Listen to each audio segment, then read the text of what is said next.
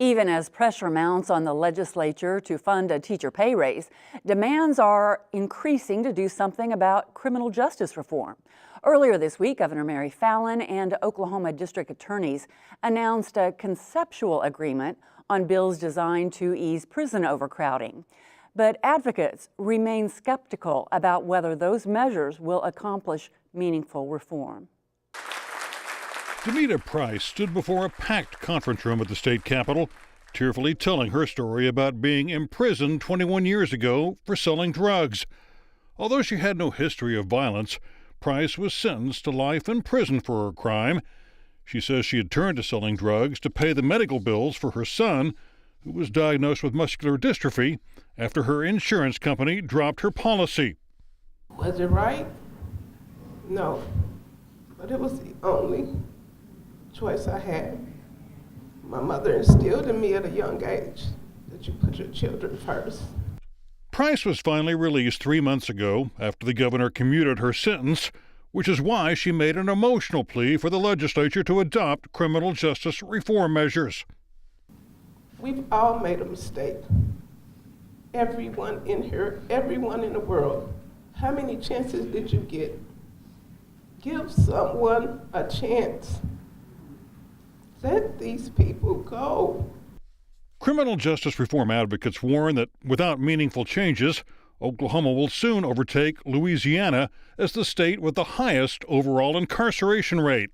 Felicity Rose, with the nonprofit advocacy group FWD.US, says statistics show Oklahoma prison admission rates are already much higher than the national average. And those people are coming in for nonviolent crimes. 77%, over 7,000 people in fiscal year 17 were sent to prison for nonviolent crimes. And that's been growing over the last 5 years. Rose says the time spent in Oklahoma prisons is also higher than the national average, since Oklahoma is not releasing as many people on parole as the rest of the nation. As of December 2017, over 6,000 people were sitting in prison for nonviolent crimes who were past their parole eligibility date.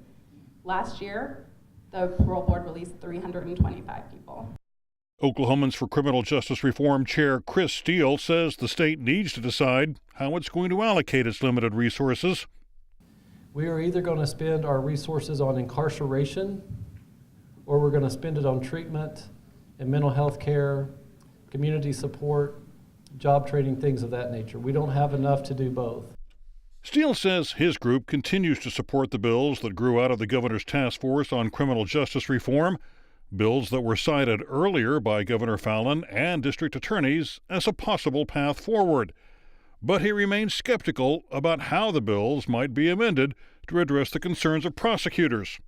The truth of the matter is, we don't know what language are in the current form of these bills. I haven't seen any language yet. We would love to see the language. We would love to do an analysis of the language. We don't know what the language is. It's hard to endorse something that you've never seen. ACLU of Oklahoma Executive Director Ryan Kiesel also has his doubts, pointing once again to Demita Price's experience as he called district attorneys the largest single impediment to criminal justice reform. Demita just told one of the most compelling stories that I've ever heard in my entire life. But somebody had to look at her, and knowing all of the things that we just heard about her life circumstances, somebody had to look at her and say she deserves to die in prison. And do you know who that was? It was a district attorney. Steele says he's also bothered by the lack of transparency on the conceptual agreement between the governor, legislative leaders, and prosecutors. What concerns me is the process itself. I don't think it would be as closed or as guarded if there weren't reason to be concerned. A spokesman for the governor's office released a statement this week saying discussions between legislators, district attorneys, and the governor's office reached a fair compromise agreement to allow these 6 criminal justice reform measures to advance in the legislature. If left unchanged, they probably would remain stalled in the legislature. The statement goes on to say bill language has been finalized and should be inserted in the appropriate bills, which will be available for viewing online.